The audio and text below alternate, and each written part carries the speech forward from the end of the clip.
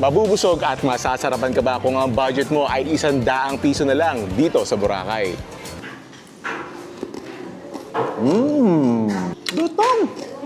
Ipapakita ko at hindi lang isa ang kakainan natin, hahanap tayo ng 5. Makikita nyo, meron ding mura dyan na hindi rin alam ng karamihan. On this Budget Boracay Food Crawl, 300 na lang for 3 more meals. Ang challenge natin ngayon, for every meal, hindi tayo lalampas ng 100 piso. Sayang, sarap sana ng dinugan, saka ng humba.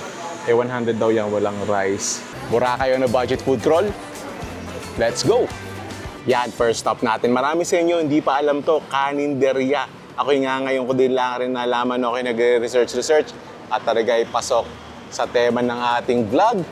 Pasok na pasok. Sa 100 pesos mo, may ulam at kanin ka na din sa kaninderya. At medyo social lang karinderya na rin. Naka-aircon, komportable ang mga kainan. At yan, turo-turo style. Marami silang ulam din, may mga gulay, may mga baboy, may mga isda. Pero may ayun, ari ang best sellers nila. Either aring lechon baboy o yung lechon manok. Yan, yun yung kanilang sulit meal, 100 pesos, 1 ulam with rice. Hello po. Tapos yan, may mga combo rin sila. Kung may dagdag budget ka. Yan, mababarihan na ang ating 500. At may free soup din amoy sinigang. Yun, no? Yun. 100 mo, may lechon baboy ka na gayang kadami. May kanin na. Yung sarsa, ikaw nang maglalagay. At may free soup pa. Dali ka ngayon. Yan. Mukhang sarap nung nila, lechon baboy nila, tamo. Mukhang malutong. Pagsamahin natin na ring taba sa kabalat. Tapos, hanap tayo ng laman. Medyo mas marami nga lang yung taba sa kabalat. Pero, lucky for you, that's what I like. Yan. Yan. Wala munang sausawan. First bite. Thank you, Lord.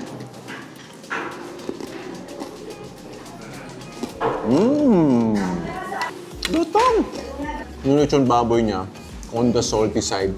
Again, very crunchy. Tapos, kumbaga, it's really good lechon baboy. Kumbaga, nothing really spectacular. Pero, for 100 pesos, ano pag ang i-expect mo dun? Kung ano yung pamilyar na lasa sa'yo ng lechon baboy, ari na yun. Ari yung cravings mo. Din sa Boracay, gigising ka after a night of drinking and partying. Tapos hihigop ka ng sabaw.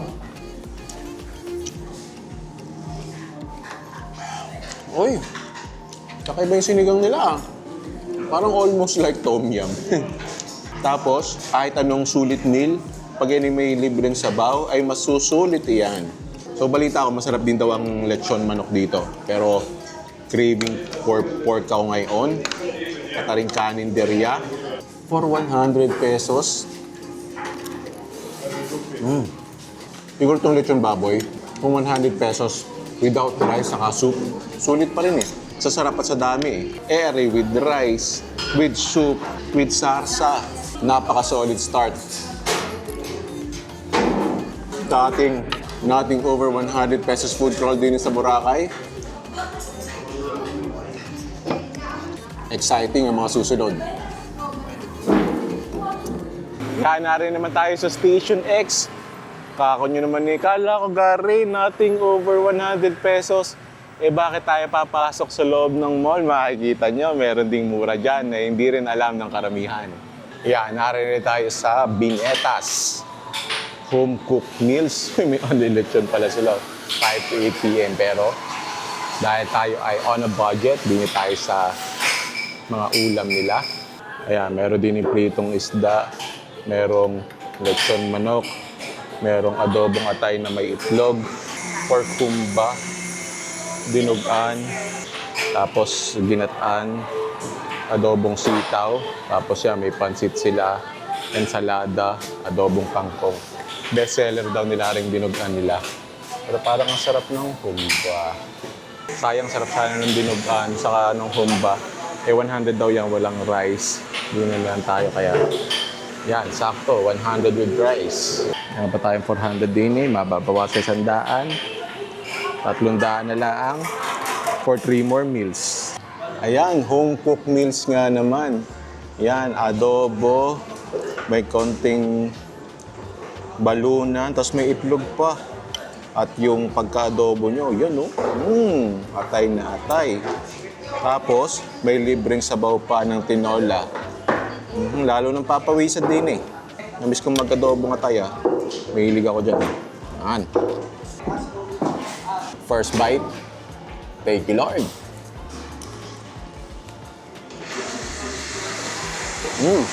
Lasang-lasa mo yung iron flavor na kilalang-kilang atay. Kaya rin gustong-gusto ko eh. Kaya ako mahilig sa adobong atay. Tapos may sabaw pa. Alam ko, sasabihin nyo, adobong atay lang yan.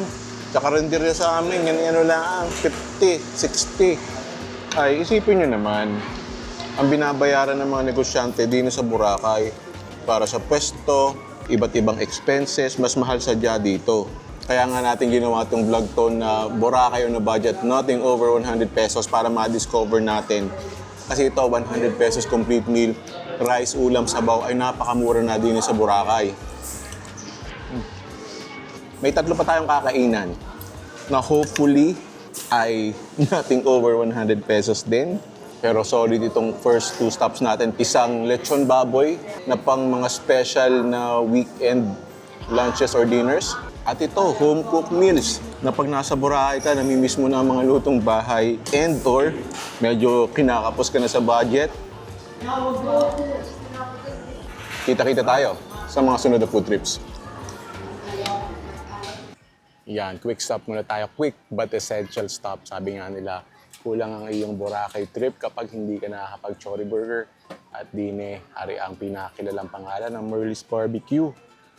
Apparently the original since 1988. Order tayo ng Chori Burger. At dahil ari ay meron tayong budget of 100 pesos per stop, order tayo ng 4 years.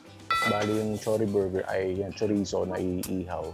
Tapos yung din yung tenga ko. Tapos yan ay ilalagay sa burger bun with their special sauce. Tapos rin mga ihaw-ihaw nila. Pinapahiran din ng sauce. Ang maganda din eh, ari ang experience sa Boracay mula ang may experience. Ihaw-ihaw, Chori Burger. Garni ang view mo. Wow! Narin na sa akin, pinalagyan ko ng spicy sauce. Yun, it doesn't matter kung ang vlog ko ay di sa Boracay expensive, cheap, affordable. Basta talaga ako ay nag-Boracay, ako ay mag-Chori Burger. Yan. You know. First bite. Thank you, Lord.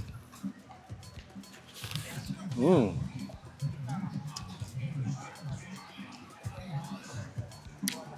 sweet chorizo, a little smoky, spicy sauce. Tapos yung bread na fresh bread kasi ang bilis ang turnover nila dito eh. Tapos smoky din yung bread, a little crispy from the grilling action. Admittedly, not the cheapest fast food. Pero siguro dahil ang mahal ng pwesto nila din eh, kasi ang ganda ng view, 80 pesos at taste of Boracay in a street food sandwich. Tapos pa-partner mo yan ng kahit ano nilang ihaw-ihaw. Ari ay tenga.